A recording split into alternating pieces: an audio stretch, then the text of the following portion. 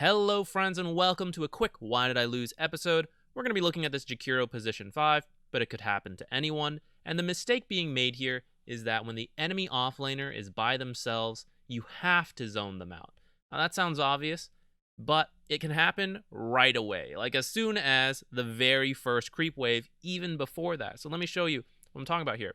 Allow me to direct your attention to this mini map down here. 1 hero, 2 hero. Okay, that's normal. Uh-oh, who's that third hero? Pudge.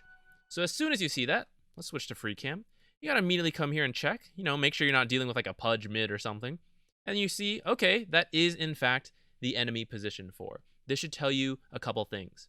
The enemy offlaner is by themselves. It would be weird for the mid laner to be down here as well to keep them company, right? So they're by themselves.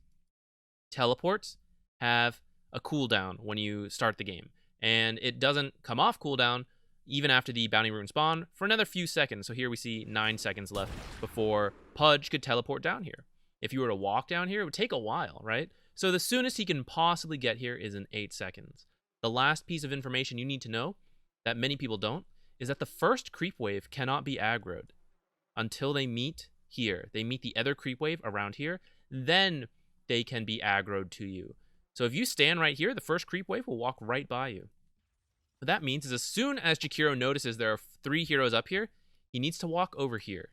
He needs to stand like right around here, and if Snapfire walks out of the tower, he starts fighting her. Now, not quite like under the tower, unless it's a melee hero and you can hit them for free, because the tower does give bonus armor and regen, so you don't want to like trade when like Snapfire here and you're here.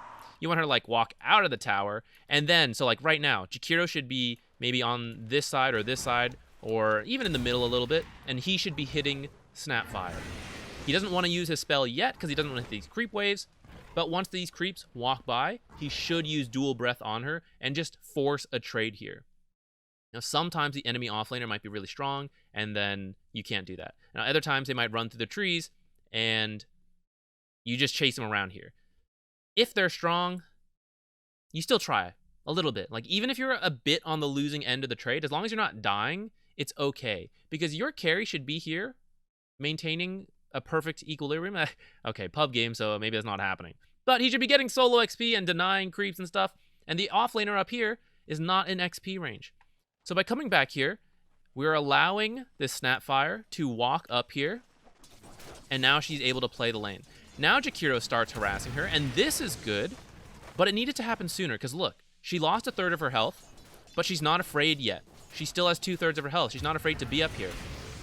If you do this trade first, up here, she loses 1/3 of her health. She walks down, you do the trade again. Now she's at 1/3 health remaining, and now she's scared. And now she'll play more passive, or you make her use a salve or something like that. But that's still good. You're burning through resources. You also have to be careful. The second creep wave now got aggroed over. So while you guys are trying to zone the offlaner by yourself, don't.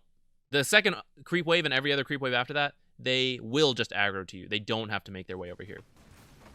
So now we see, up until this point, Lifestealer was actually doing a decent job at balancing the wave. So imagine if this had just been up here and you just like zoned the offlaner a while, and then Lifestealer, yeah, I got a full creep wave. I denied a whole creep wave.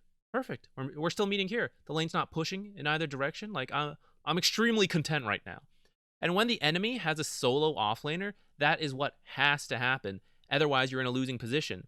The enemy starting 4 or starting 3 top, because the position 4 starts top, that has to be punished somehow. And usually, you kind of need to look for it right away, like right here. In this case, it's a little weird that Pudge stayed top so long before coming down here. Usually, they might TP in. If that's what you're scared about, it's okay, because if you walk over here right away, the teleports are still on cooldown. So you can see if he starts teleporting, or you can check your minimap to see what he's doing. If you can't see him, and you don't see him teleporting, it's like, well, okay, I'll be a little cautious. I'll like stand back here instead of like right at the tower. But if you're not scared at all, depending on like the matchup, I have literally stood at this tower, and I just hit the offlaner who's like standing there. Now they do play aggressive and force it to TP back, but look, it's kind of messing up equilibrium a little bit.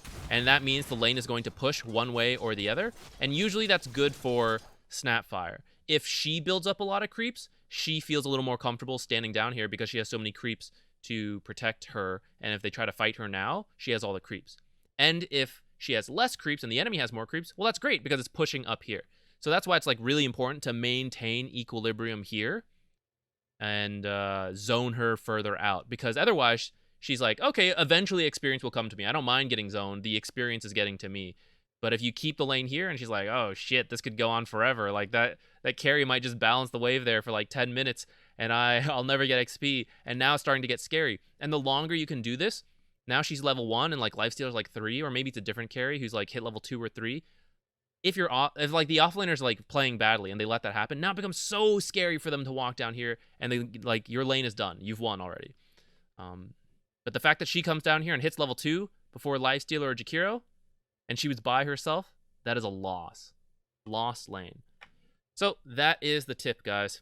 When you see the enemy offlaner that they're going to be by themselves, or really what you see is that the enemy 3 is, or the enemy 4 is up here in the other lane, you have to come, stand outside their tower, and fight them, and not let them walk in for free. Thanks for watching. Bye.